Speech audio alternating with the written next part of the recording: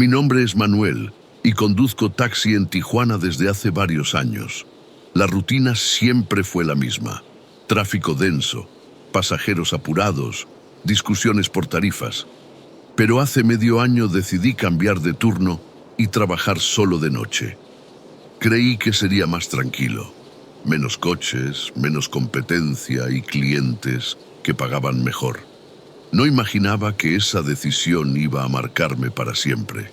Aquella medianoche estaba detenido cerca de la Avenida Revolución, un punto donde siempre caen carreras fáciles, turistas borrachos buscando hotel, parejas que no quieren caminar, gente que no desea pagar la tarifa de los Ubers. El frío de la madrugada me mantenía despierto cuando lo vi. Un hombre de traje oscuro, zapatos limpios, rostro inexpresivo. Caminaba despacio, como si supiera que yo lo esperaba. Abrió la puerta trasera, se sentó sin saludar y dejó un billete grande en el asiento delantero.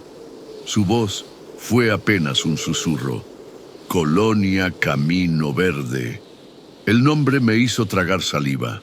Esa colonia es conocida por calles sin pavimento y por ser zona a la que ni la policía entra a gusto. Dudé un instante, pero el billete brillaba demasiado como para rechazarlo.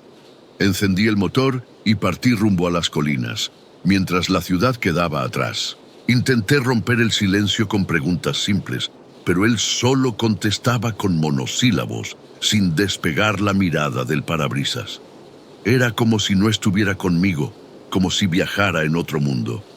El aire dentro del coche se volvió pesado y el tic-tac del reloj parecía retumbar en el silencio. Cuando por fin llegamos a la dirección, un escalofrío me recorrió la espalda. Una calle oscura, apenas iluminada por un farol parpadeante. Al fondo se levantaba una casa en ruinas, con ventanas rotas y grafitis en las paredes. «Espéreme aquí», dijo, y salió sin girarse. Lo vi entrar en la oscuridad de la casa, tragado por las sombras como si perteneciera a ellas. Me quedé solo, con el motor encendido. Pasaron 10 minutos, 15, media hora. Nadie regresaba. Miraba el retrovisor con la esperanza de verlo de nuevo, pero lo único que veía era la calle desierta.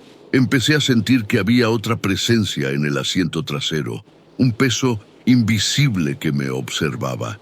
El dinero seguía sobre el asiento delantero como una tentación y una condena.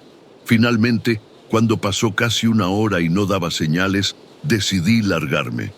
Si reclamaba después, tendría que aguantarse.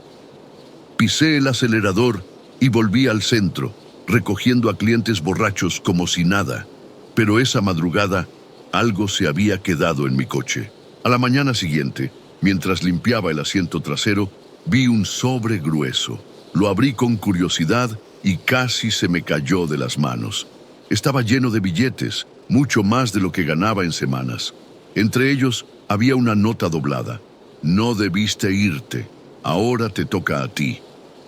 El frío me paralizó. Miré a mi alrededor esperando encontrarlo en la calle, pero no había nadie. Intenté convencerme de que era una broma, de que quizá alguien me quería asustar. Esa noche traté de dormir, pero no pude. Cada sombra en mi habitación parecía vigilarme. Cada ruido del pasillo sonaba como pasos.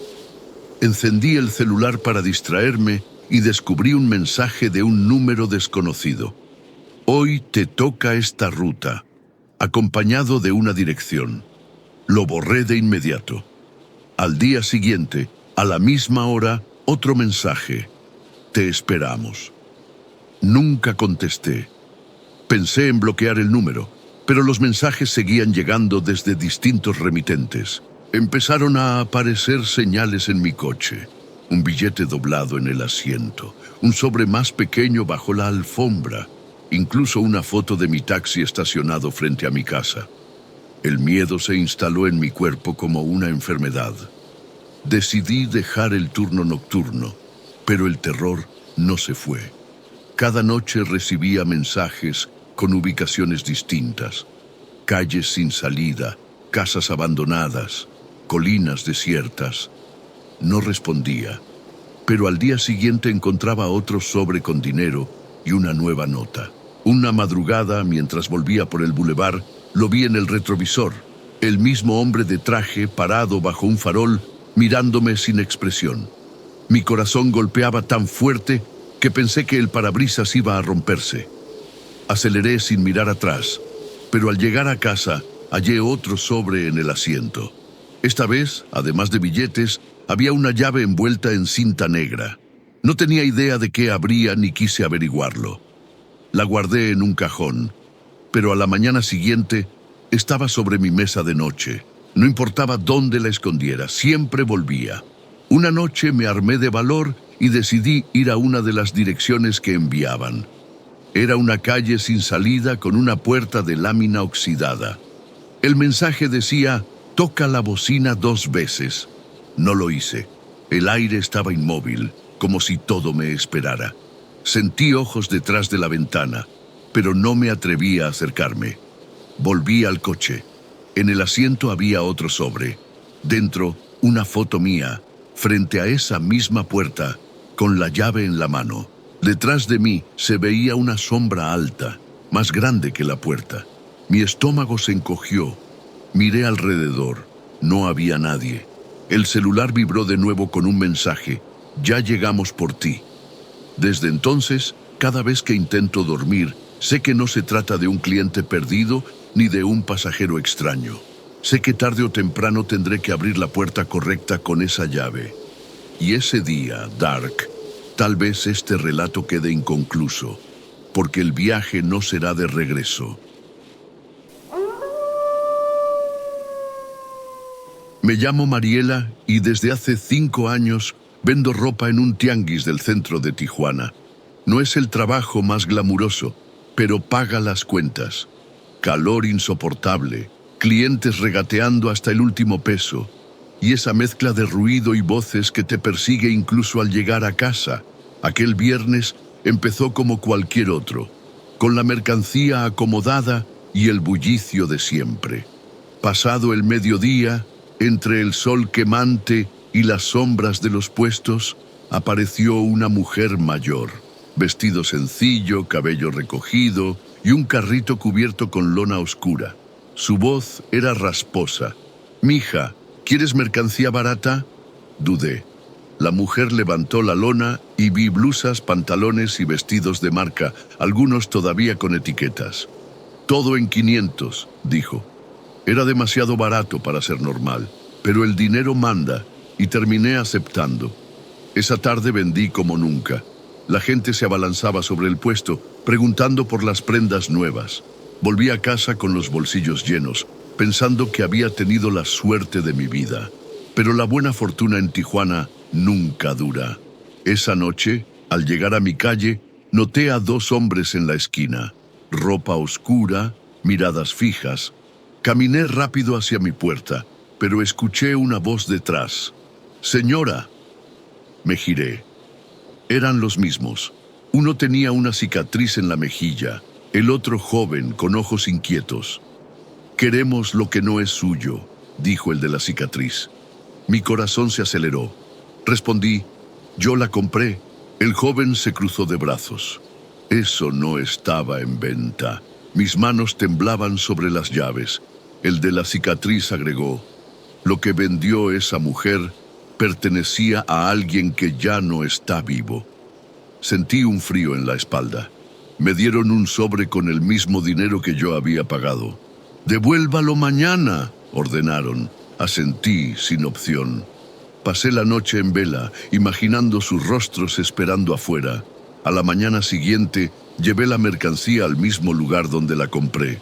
No encontré a la mujer. Nadie la conocía. Dejé la bolsa en una esquina y regresé al tianguis. Los hombres estaban allí. «¿Dónde está?», preguntó el de la cicatriz. «¿Dónde la encontré?», respondí. Asintieron. Antes de irse, el joven me miró fijo. «Si vuelve a comprar sin preguntar de dónde viene, no vamos a recogerlo. Se va a quedar con usted». Esa frase me taladró el pecho. Desde entonces, cada vez que alguien me ofrece algo demasiado barato, digo que no. Prefiero ganar menos que volver a sentir sus miradas. Porque aquí, Dark, en la noche eterna, hay mercancías que no se pagan con dinero, sino con la vida de quien las toca. Me llamo Esteban y junto a mi novia encontramos un departamento barato en el centro de Tijuana. El dueño dijo que era viejo, con detalles pendientes, pero estaba en una zona transitada y cerca de su trabajo. Parecía perfecto. Los primeros días fueron normales. Polvo en las esquinas, grifos con fugas, ruido del tráfico. Pero pronto empezamos a notar algo extraño. Ruidos en el pasillo trasero. No eran los típicos pasos de un vecino, sino un arrastre lento, deliberado, como pies descalzos sobre cemento. Lo ignoramos, pensando que la ciudad nunca duerme. Pero cada noche, la misma secuencia. Pasos, un murmullo ininteligible y silencio. Una tarde, un vecino flaco y con ojos hundidos se me acercó mientras tiraba la basura. ¿Ya escucharon los ruidos?, preguntó encendiendo un cigarro. Asentí. Él rió sin humor. No es nadie de aquí, solo no abras. Déjalo pasar. Esa advertencia me caló hondo. Esa madrugada los pasos regresaron, más claros que nunca. Me levanté y fui a la cocina desde donde podía ver la puerta trasera. Los susurros eran graves, como de alguien que murmuraba un nombre. Me quedé inmóvil, conteniendo la respiración, hasta que los pasos se apagaron. Al día siguiente revisé la puerta. No tenía cerradura, solo un cerrojo barato. En la madera había marcas, como arañazos de uñas repetidos una y otra vez. Pregunté a más vecinos y todos respondieron lo mismo. «No abras». Esa noche, mi novia dormía inquieta, dándose vueltas en la cama. A las 3 de la mañana, los pasos se detuvieron justo frente a la puerta. Una sombra se proyectaba bajo la rendija. Algo raspó la madera. La adrenalina me empujó a girar el cerrojo. Abrí la puerta y vi el pasillo iluminado por una lámpara parpadeante.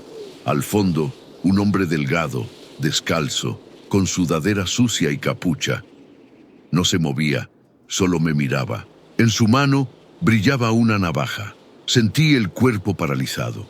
Después de unos segundos, dio un paso atrás y se perdió en la oscuridad. Cerré la puerta de golpe y puse el seguro. A la mañana siguiente, había un mensaje tallado en la madera. «Te vi primero». Esa frase me congeló la sangre. Hicimos las maletas y nos fuimos ese mismo día, dejando el depósito atrás. Desde entonces, cada vez que camino por un pasillo oscuro, siento que alguien me sigue, esperando. Porque aquel hombre, o lo que sea que fuera, me marcó con su mirada y temo que todavía no haya terminado conmigo.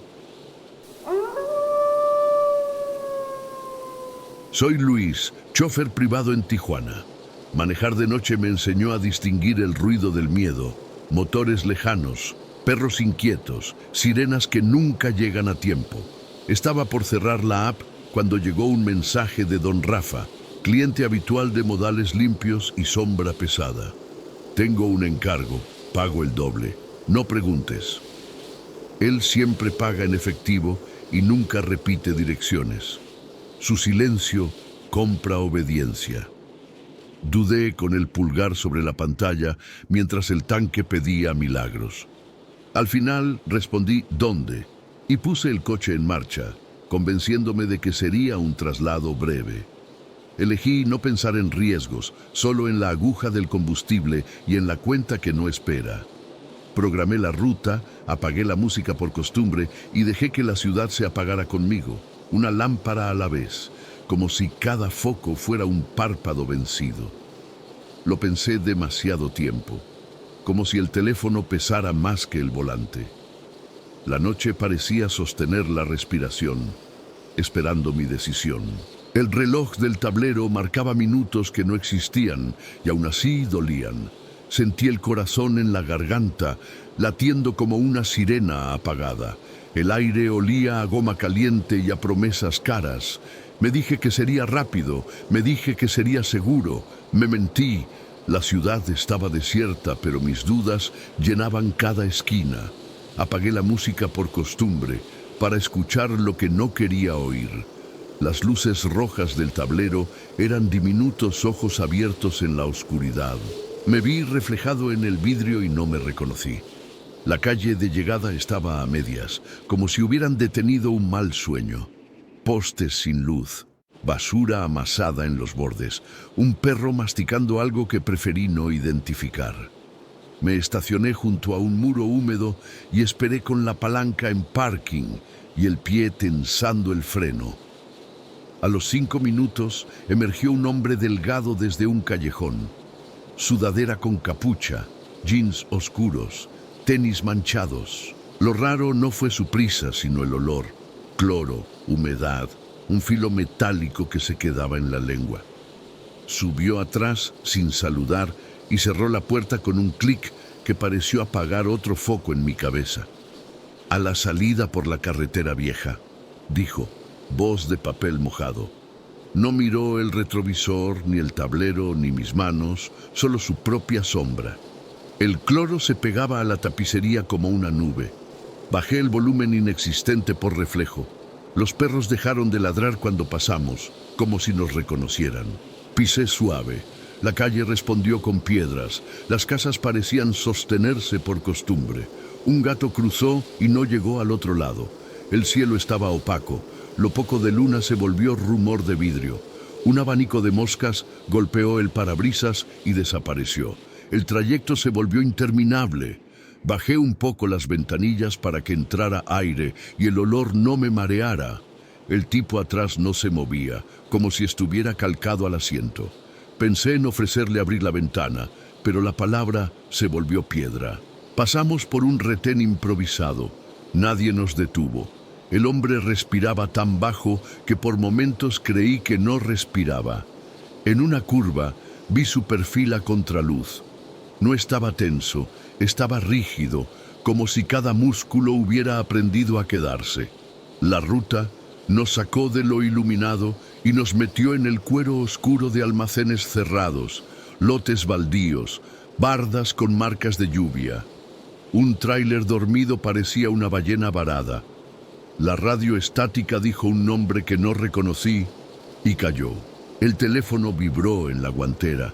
Un punto azul avanzaba por encima de nosotros, como si alguien más condujera nuestra sombra. Toqué el medallón colgado del espejo por costumbre. Estaba frío.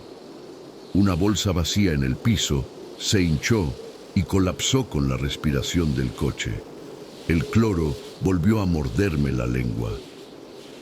La bodega aparecía en el mapa como un cuadrado mudo. Al llegar, 2 hombres esperaban bajo la luz perezosa de un poste. Había un portón alto, oxidado, y un viento que no traía alivio. Mi pasajero por fin habló, apenas un murmullo: «No salgas por nada». Antes de responder, alguien abrió la puerta trasera y lo jaló con cortesía brutal. Me quedé con las manos clavadas al volante y la respiración en jaulas. Los hombres no gritaron. Conversaron como quien intercambia turnos. Uno sacó un fajo, otro asintió y señaló el portón. Oí el arrastre de una cadena, el lamento de la lámina, un golpe que no fue golpe sino costumbre. El poste parpadeó 2 veces, como si se cansara. Un perro apareció, olió el aire y huyó con las orejas en cruz. Me llegó un mensaje sin remitente: «No te vayas». No contesté. Me clavé al asiento como una estampilla. Conté hasta 100, luego hasta 500. El cloro parecía cantar a coro con la electricidad floja del lugar. No encendí el motor enseguida. Sentí que las piernas eran de madera y que el asiento tragaba mi espalda. Los 2 hombres y mi pasajero desaparecieron tras el portón. Me quedé oyendo un silencio con zumbidos. Al fin giré la llave y me fui a una velocidad grotescamente prudente. No miré el retrovisor.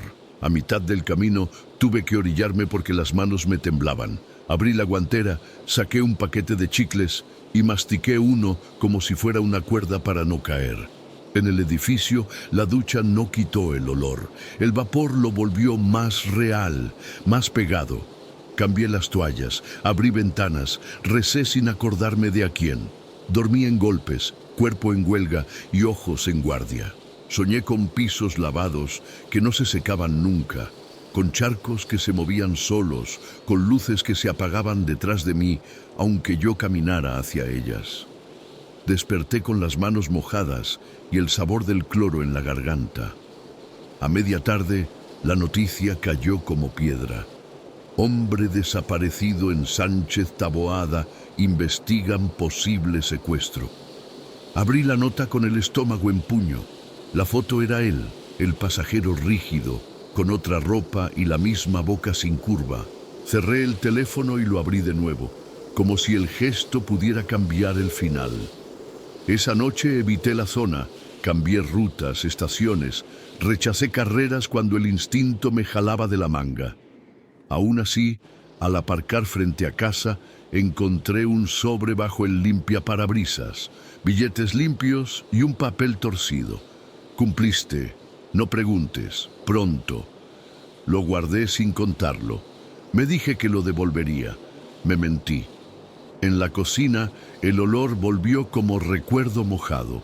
Afuera, el sol se quebraba contra las láminas de los techos. Un vecino saludó con la cabeza y siguió de largo, como si yo fuese un poste. Me lavé las manos hasta pelarlas. El agua se fue fría, luego tibia, luego fría.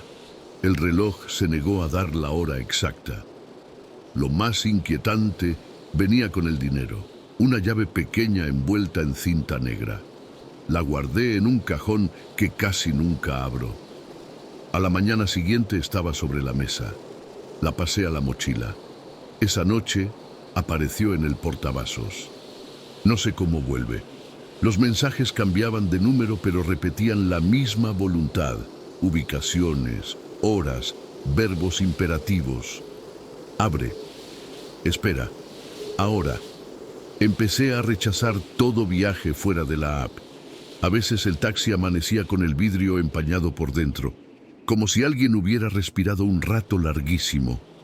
Otras, el asiento trasero estaba húmedo sin razón, y una vez encontré huellas curvas en el polvo del tablero, como dedos que hubieran aprendido a gatear. Dejé de estacionar bajo faroles. Dejé de mirar el retrovisor en calles vacías. Aprendí a dejar la radio en silencio para oír el ruido que no quería oír. La llave, envuelta, pesaba como deuda. Decidí devolver el dinero. Fui a la bodega. El portón estaba soldado, el poste muerto. Había rastros de aceite, marcas de arrastre, una cinta amarilla mordida por el polvo. Toqué la lámina. Estaba fría como la lengua de un arma. Al volver, encontré la llave en el bolsillo interior de la chamarra. No la había puesto ahí. La cinta negra tenía una muesca, como si alguien la hubiera mordido. Esa noche el teléfono vibró a las 3:11, una ubicación y 2 palabras: último encargo. Podía ignorarlo, pero el miedo no es abstinencia, es calendario. Salí sin luces interiores, con la respiración amarrada y la garganta árida.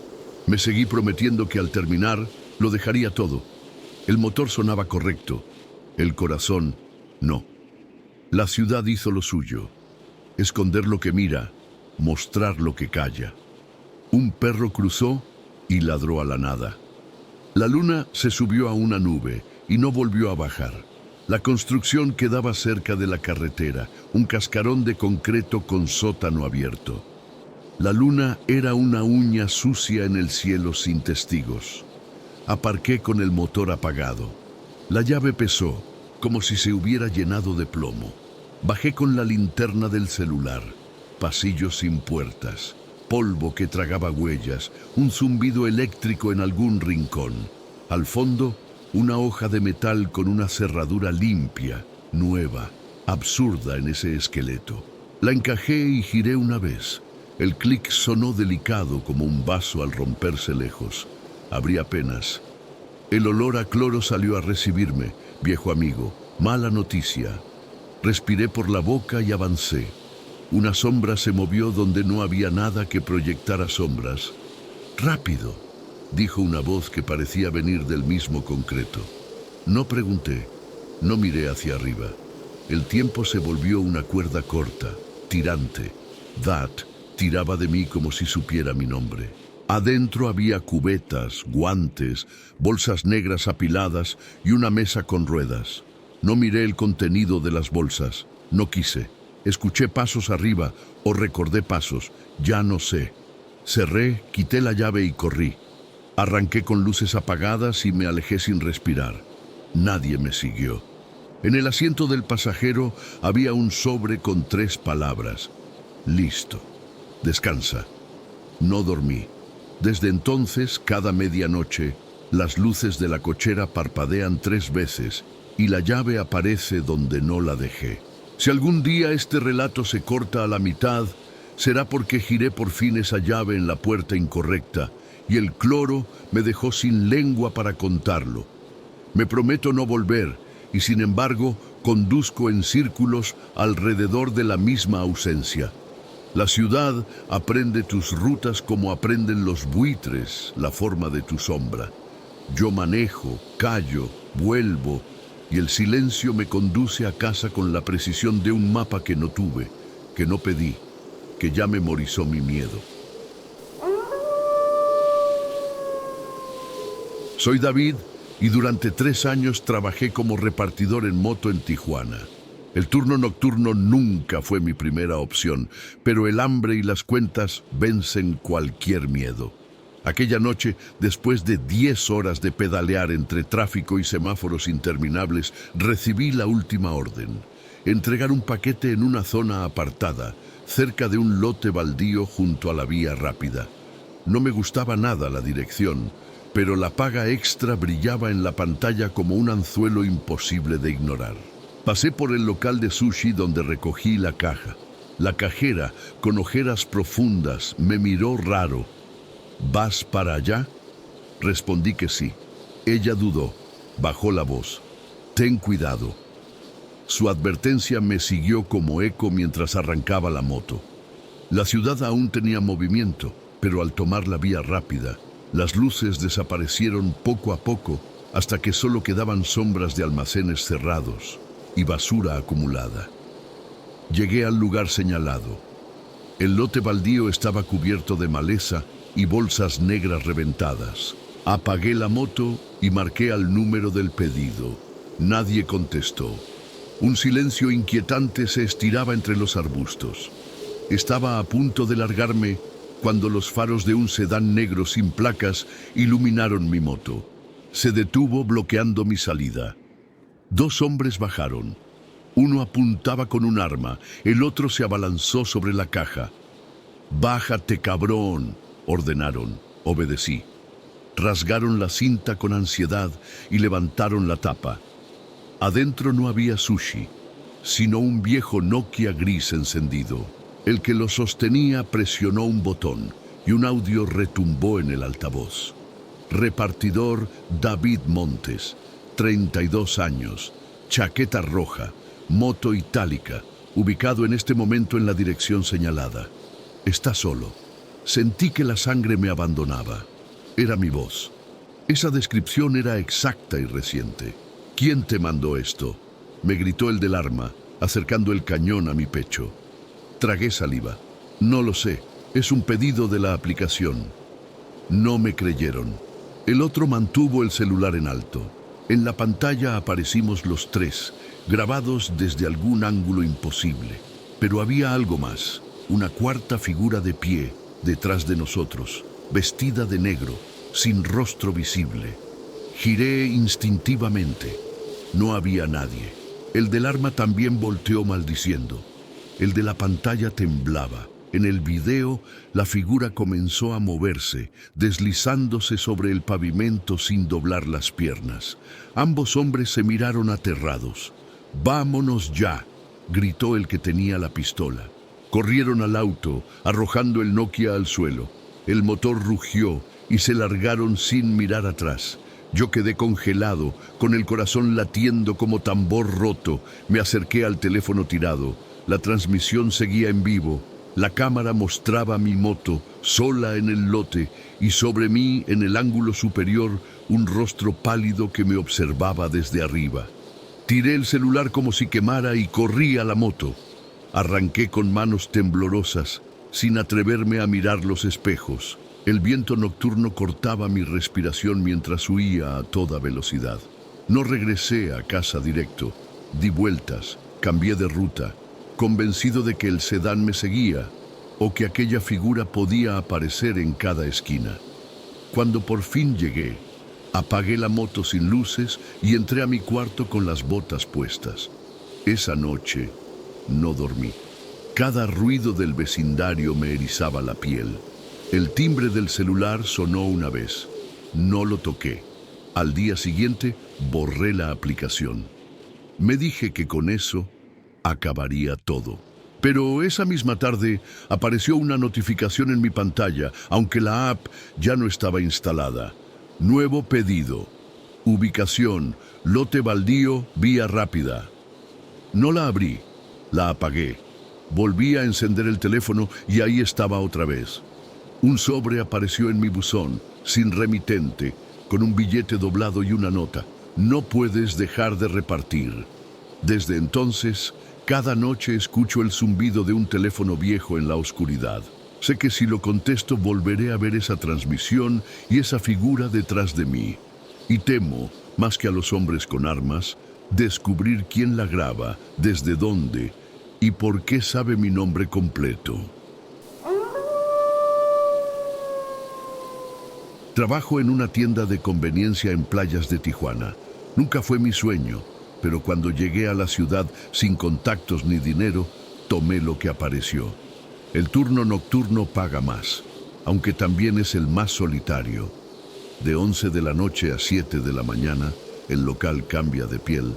Durante el día es bullicio, turistas, surfistas, familias comprando cervezas, pero a medianoche solo entran insomnes, borrachos o personas que preferirías no mirar a los ojos. Esa madrugada estaba solo. Revisé cámaras, inventario, refrigeradores y me acomodé detrás del mostrador. Pasada la 1, entró el primer hombre. Jeans, sudadera oscura, gorra y lo más raro, gafas de sol. Tomó una botella de agua, pagó con un billete nuevo de 500 y se recargó en la pared. Revisando el celular, pensé que era extraño, pero no imposible. 10 minutos después, entró un segundo hombre, casi idéntico. Misma ropa oscura, misma rutina, botella de agua, billete grande, silencio, y se colocó en la otra esquina de la tienda. Sentí un pinchazo en el pecho, miraba por el reflejo del refrigerador y ellos no se cruzaban palabra, pero parecía que se conocían. Cuando entró el tercero, el aire se volvió pesado. Repitió el mismo patrón y se paró en la tercera esquina, bloqueando con los otros la salida. La tienda no es grande, pero en ese momento se sintió minúscula, sin ventanas, sin oxígeno. Tomé mi celular y fingí revisar mensajes. Tecleé sin enviar. Hay 3 hombres aquí, no sé qué quieren. No tenía a quién mandárselo, pero necesitaba escribirlo.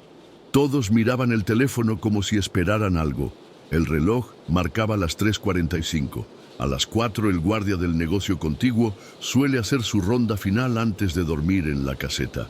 Entendí que esperaban eso, que el único testigo se fuera. Mi respiración se volvió un ruido que me delataba. Uno levantó la cabeza como si sintiera que lo observaba. Me giré rápido a la pantalla de la caja, fingiendo calcular algo. El sudor corría por mi cuello aunque hacía frío. Y entonces la puerta se abrió. Entró un cuarto hombre, sin gorra ni gafas, de unos 40, rostro marcado y mirada dura. No compró nada, no habló con ellos. Solo recorrió la tienda con los ojos y se acercó al mostrador. Olía a cigarro y cuero gastado. Apoyó las manos frente a mí y preguntó: ¿estás solo? Sentí un nudo en la garganta. Mentir no servía. Respondí que sí. Sonrió, una sonrisa vacía. Dio media vuelta y salió. Los otros 3 lo siguieron en silencio. En 10 segundos la tienda quedó vacía. El alivio duró un parpadeo. Corrí a la puerta y eché seguro, pero escuché un golpe seco desde afuera. Luego otro. Miré las cámaras. 4 sombras paradas frente al vidrio. No intentaban entrar a la fuerza, solo estaban ahí, golpeando con calma. Marqué al número de emergencias con voz temblorosa. 4 hombres estuvieron aquí, creo que quieren volver, manden una patrulla ya. La operadora me pidió describirlos, pero apenas logré dar detalles. Los golpes se hicieron más fuertes. El vidrio vibraba, a punto de estallar. El zumbido del refrigerador parecía una cuenta regresiva.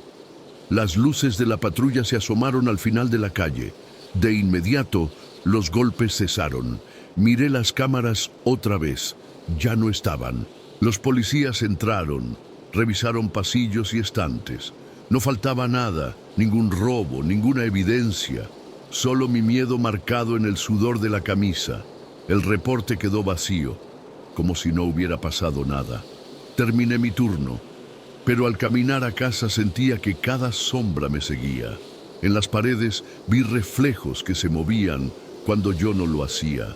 Desde entonces, cada vez que alguien entra de madrugada con gafas y silencio, recuerdo esas 4 figuras. El verdadero terror no fue lo que hicieron, sino lo que pudieron hacer. A veces pienso que volverán, no para preguntar si estoy solo, sino para demostrarlo.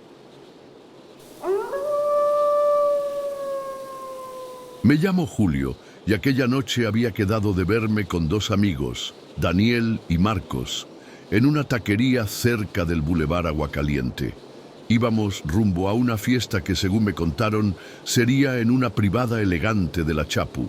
Daniel sospechaba, decía que en Tijuana, fiesta fresona podía significar 2 cosas: familias con dinero o narcos disfrazados de anfitriones. Yo insistí en que valía la pena. Había conseguido la invitación por un amigo de un amigo, esas cadenas que nunca sabes dónde terminan. Comimos rápido y partimos en el coche de Marcos.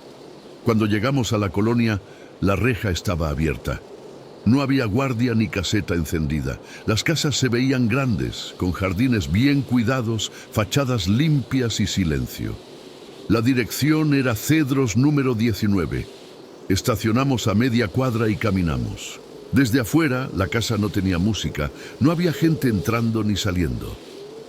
Quizá están en el patio, dije para justificar el hueco en el estómago. Tocamos el timbre y la puerta se abrió al instante. Un hombre de unos 40, bata de baño y pantuflas de piel, nos sonrió como si nos conociera de toda la vida. «Pasen, los estábamos esperando».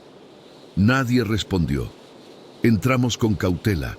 Adentro, luces cálidas, sofás de cuero, gente bebiendo con calma. No era fiesta universitaria, era una reunión silenciosa, casi elegante. Música electrónica suave salía de una bocina pequeña. Hombres y mujeres bien vestidos conversaban en voz baja. Algo no cuadraba. Caminamos hacia la mesa con botellas, donde el anfitrión improvisado nos ofreció tequila y whisky. Apenas toqué un vaso vacío. Fue Daniel quien notó el detalle. «Miren sus muñecas», susurró. Observamos. Casi todos llevaban el mismo tatuaje, un círculo atravesado por una línea. Ninguno lo ocultaba. Sentí un escalofrío recorrerme la espalda. «Hay que irnos», dije. Intentamos acercarnos a la puerta, pero 2 hombres se colocaron frente a ella. «Nadie se va hasta que llegue el anfitrión». Sus sonrisas no alcanzaban los ojos. El ambiente se tensó. Minutos después, una voz anunció desde el pasillo: «Ya llegué». Era un hombre alto, trajeado, peinado impecable, expresión imposible de leer. Traía en la mano una bolsa negra. El de la bata corrió a recibirlo con entusiasmo. Todos guardaron silencio. El hombre puso la bolsa sobre la mesa, la abrió y sacó un cuchillo grande de carnicero. El acero brilló bajo las lámparas. «¿Con quién empezamos?», preguntó. Nadie se movió. Los invitados nos miraban con la calma de quien ya sabe lo que sigue. «Esta noche es especial», dijo el anfitrión. «A veces el destino nos manda regalos inesperados». En ese instante entendí, los regalos éramos nosotros. Actué sin pensar. Tomé una botella de tequila y la rompí contra el piso. El vidrio estalló y el ruido quebró la calma. Grité ¡ahora! Y empujé a Daniel y Marcos hacia la puerta. Uno de los guardias intentó detenernos. Marcos le dio un puñetazo que lo tiró contra la pared. El otro me alcanzó de la chamarra, pero entre los tres logramos zafarnos. La puerta estaba cerrada con seguro. Pateé con todas mis fuerzas. El Marcos cedió.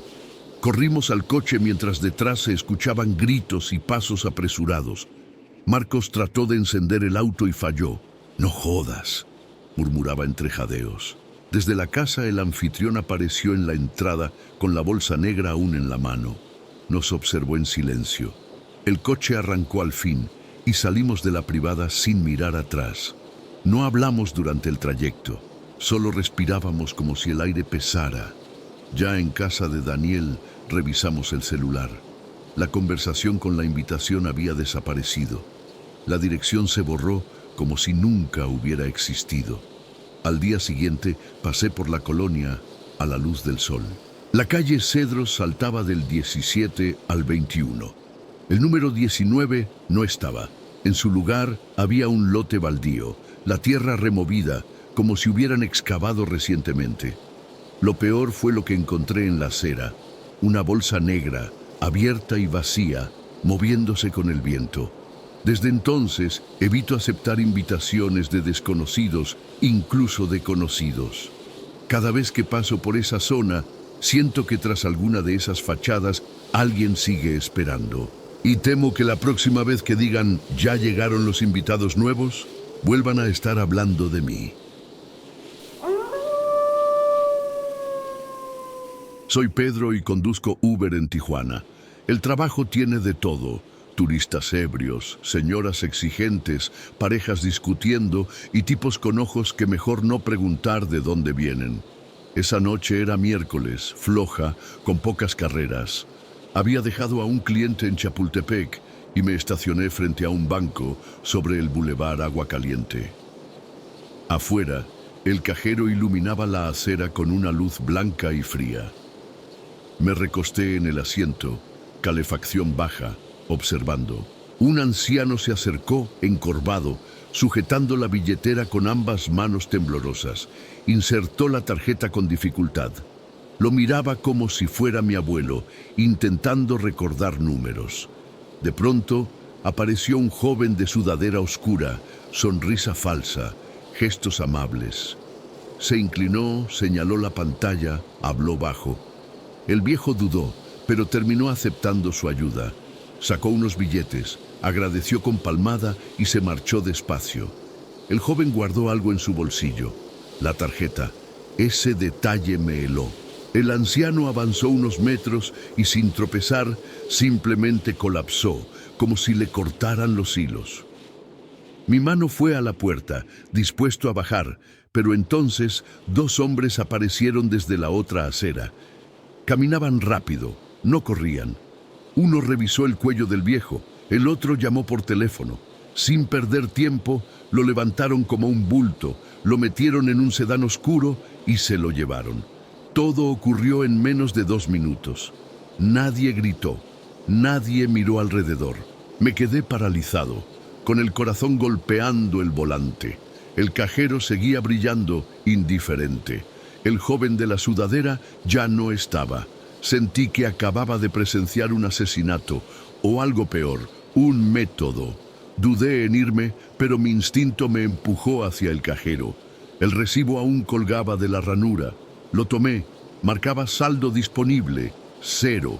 Ese viejo no había retirado dinero, le vaciaron la cuenta. Un mensaje en la pantalla lo confirmaba: retiro total de fondos. Cerré los ojos, deseando no haberlo visto, pero el recibo tenía otra línea escrita: gracias por su preferencia, señor Pedro Figueroa. Ese no era mi nombre, era el del anciano. Sentí un vacío en el estómago. Volví corriendo al coche, manos temblorosas, encendí el motor. Esa noche no acepté más viajes. De camino a casa, cada semáforo parecía demasiado largo. Cada farol un reflector sobre mí. Al llegar, revisé 3 veces las cerraduras. Me repetí que lo había imaginado, que solo era un robo sofisticado. Pero a la mañana siguiente, en la bandeja de entrada de mi celular, apareció una notificación. Nuevo depósito realizado. El saldo coincidía con lo que había visto desaparecer en el recibo. No lo toqué. Intenté borrar la app del banco. No desapareció. Cada día llegaba otro aviso. Transferencias con el nombre del anciano. Una noche, mientras esperaba carrera, me vibró el celular. Era un número desconocido. Contesté. Silencio. Solo escuchaba respiración lenta, como la del viejo antes de caer. Colgué con el corazón disparado. A los pocos segundos, un mensaje. Gracias, señor Pedro Figueroa. Desde entonces, cada vez que paso frente a un cajero en Tijuana, me invade la sensación de que no soy el que conduce, sino el que espera caer. Porque tal vez, esa noche, alguien decidió que yo heredé el nombre de un muerto. Con el paso de los días, la paranoia creció. Al revisar mis estados de cuenta, descubrí movimientos que nunca hice. Compras en lugares donde jamás había estado. Retiros en cajeros de colonias alejadas, siempre bajo el mismo nombre, Pedro Figueroa.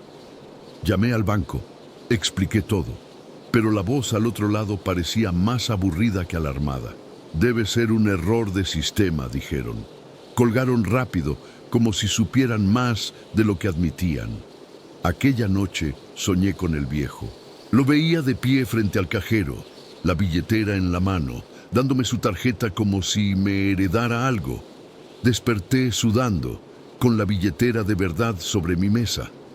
No era la mía, era la suya, con su identificación adentro. No sé cómo llegó allí. Ahora conduzco con miedo. Cada pasajero parece un observador disfrazado, cada cajero un recordatorio. Lo peor fue la última notificación. No era un depósito. Era un retiro a mi propio nombre, a mi número de cuenta, en una colonia donde nunca he puesto un pie. El mensaje de confirmación decía, retiro completado. Gracias por su preferencia, señor Pedro Figueroa. Revisé el saldo. 0. Tal como aquella noche. En ese instante, entendí que ya no soy Pedro, soy el siguiente en la lista. Y temo que cuando alguien lea este relato, no lo esté escuchando de mí, sino de otro que sin saberlo herede mi nombre igual que yo heredé el de aquel anciano frente al cajero. Soy Daniela, maestra en una primaria pública al este de Tijuana. Las aulas tienen goteras, las sillas están viejas y los niños llegan con mochilas medio vacías y ojos cansados. Aún así, amo enseñar. Esa rutina se quebró un martes por la mañana cuando los alumnos encontraron 3 globos negros amarrados a la reja de entrada. Se mecían con el viento como si esperaran a alguien. Cada globo tenía un nombre escrito con marcador. Andrea, Kevin, Rodrigo. Los niños se rieron, pero el conserje, don Víctor, los desató con la mano temblorosa. Horas después, no pude sacarme esos nombres de la cabeza. Revisé noticias en mi celular y sentí que el estómago se me hundía. Eran 3 niños desaparecidos en distintos meses, todos alumnos de la misma escuela. Al día siguiente aparecieron 5 globos más. Esta vez no eran nombres de ausentes, sino de estudiantes que seguían en clases. Santiago, Valeria, Mateo, Diego y Fernanda. Las risas nerviosas de los niños me taladraron. Llamé a la directora, que reaccionó con molestia. Debe ser una broma de mal gusto, dijo. Pero cuando la madre de Valeria llegó y vio el nombre de su hija en un globo, gritó con furia y arrancó el hilo como si fuera veneno. El miedo se extendió como sombra en los pasillos. Esa noche no dormí. Imaginaba manos atando los globos en la oscuridad, eligiendo nombres. El jueves recibí un mensaje de mi compañera Teresa. Luis, de tercero, no vino hoy. Su mamá dice que desapareció anoche. Luis era hermano de Santiago. cuyo nombre había estado en un globo el día anterior. El viernes encontré 30 globos atados a la reja, todos con nombres. Entre ellos el mío, Daniela. Fui a la policía. Levantaron un reporte, pero no hicieron nada más. Patrullaremos cerca, maestra, pero no hay amenazas directas, dijeron. Esa misma noche recibí un mensaje de un número desconocido. Una foto de la reja con globos negros. Entre ellos, uno con mi nombre.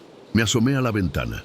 En el poste de la esquina flotaba otro globo negro, solitario. Cerré cortinas, apagué luces, recé en silencio.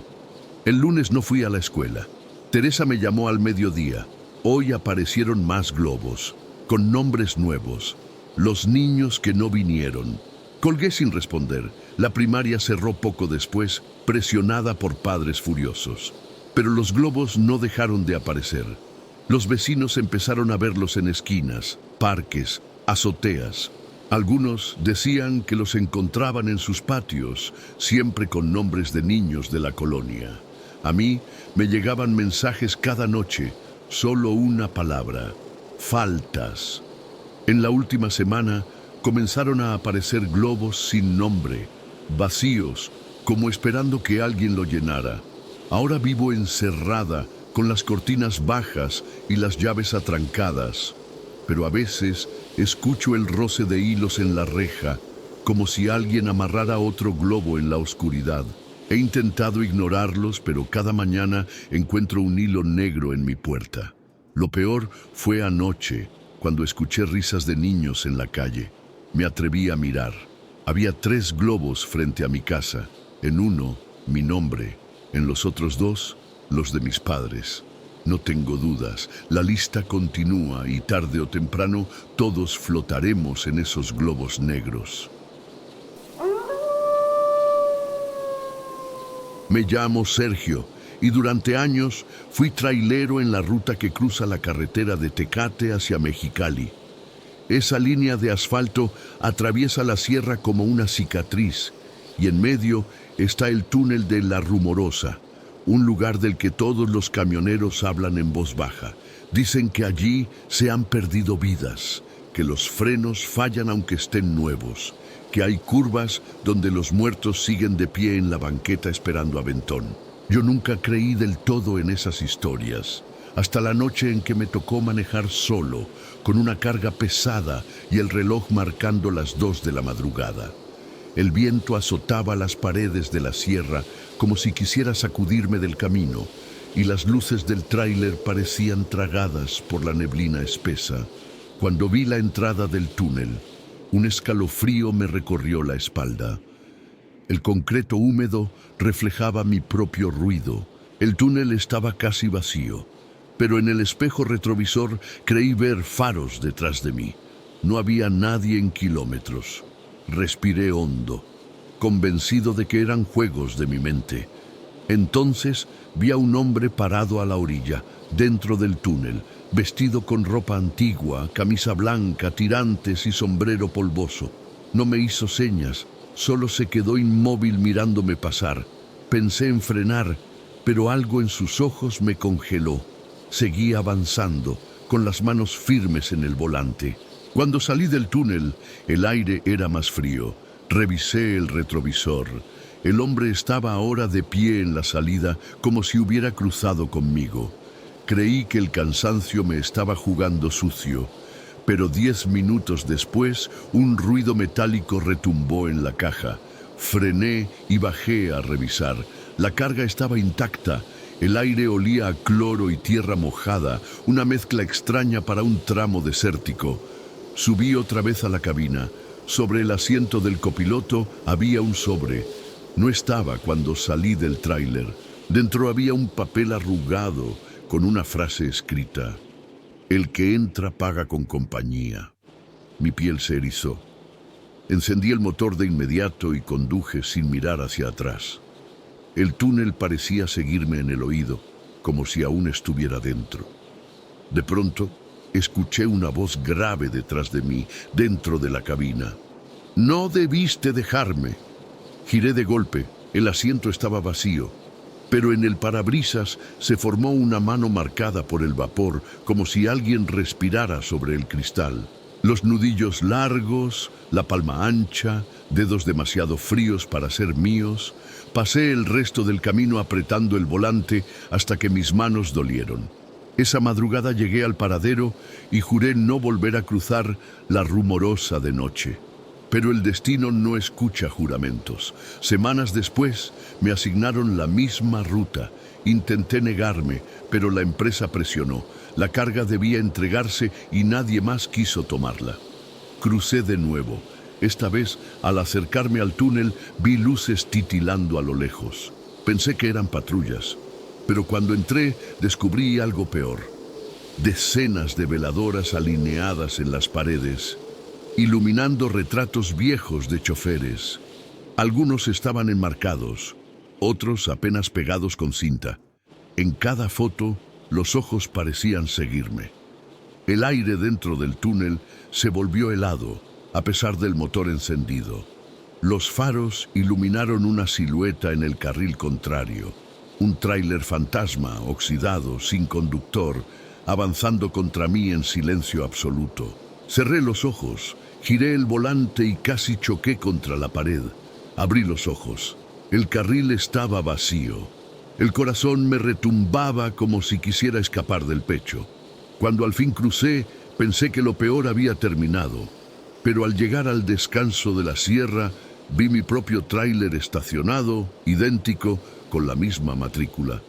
Las luces estaban apagadas, pero dentro había alguien sentado al volante. Me acerqué temblando, con la linterna en mano. El cristal estaba empañado por dentro. Escribí con el dedo sobre el vidrio sucio. ¿Quién eres? Una mano idéntica a la mía respondió desde adentro, copiando mi gesto. Retrocedí de inmediato y corrí a mi unidad. Cuando arranqué, los faros del otro tráiler se encendieron solos, iluminando la carretera como si me invitara a seguirlo. Conduje sin pensar hasta que el cielo comenzó a aclarar. En la mañana, cuando paré en un café de carretera, revisé el remolque. En la puerta trasera alguien había escrito con polvo y grasa: "Nos volveremos a ver en el túnel". Desde entonces evito esa ruta, pero sé que tarde o temprano volveré a cruzar, porque la Rumorosa no es solo un paso entre montañas, es un umbral. Y quienes lo atraviesan de noche siempre dejan algo atrás, aunque no sepan qué. Yo dejé el sueño, la calma y quizá mi propia sombra.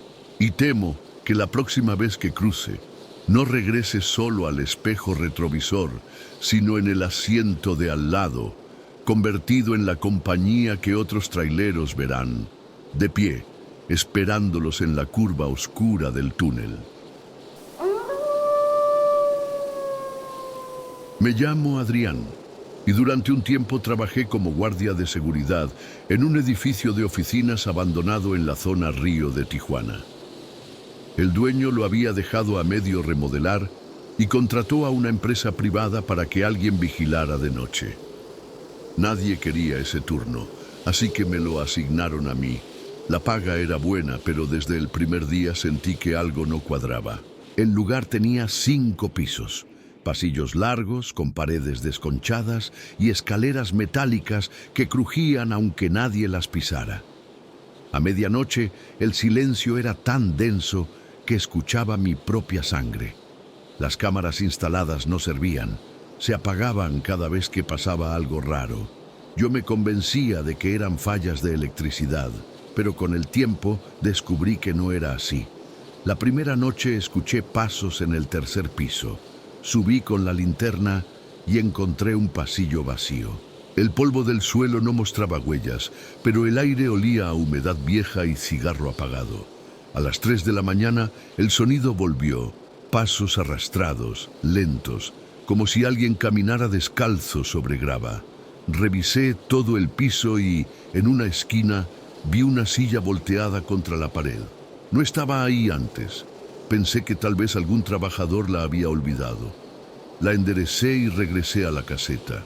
Al día siguiente, la silla volvió a aparecer en el mismo lugar, de espaldas, como si alguien quisiera que se sentara allí un invitado invisible.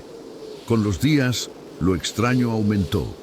En los baños del segundo piso, los espejos empezaron a empañarse solos, aunque no había agua caliente ni nadie adentro. Una madrugada, en medio de la quietud, escuché un teléfono sonar. Subí corriendo. Era un viejo aparato gris, conectado a la nada, vibrando sobre el piso polvoriento. Contesté con la garganta cerrada. Del otro lado, solo escuché una voz de niño que repetía: «Ya vamos, ya vamos». Corté de golpe, pero el timbre volvió a sonar cada noche a la misma hora. Intenté ignorarlo, pero cuando no contestaba, encontraba al día siguiente papeles en la caseta con la misma frase escrita: «Ya vamos». Una madrugada de lluvia, el elevador, que llevaba años descompuesto, comenzó a subir solo. Las puertas chirriaron y se abrieron frente a mí. Dentro había un sobre mojado. Lo recogí con manos temblorosas. Estaba vacío, salvo por un solo cabello largo y negro. Lo tiré al instante. Desde esa noche, cada vez que me miraba en un vidrio, veía un reflejo más. Detrás de mí, una figura alta, inmóvil, con el cabello empapado cubriéndole la cara. No hablaba, solo estaba ahí. Cuando volteaba, desaparecía. Renuncié al trabajo a la semana siguiente. Pero cada vez que paso por la zona Río y veo aquel edificio, siento que las ventanas oscuras me siguen como ojos cansados que aún esperan. El dueño nunca encontró quien cuidara el lugar después de mí.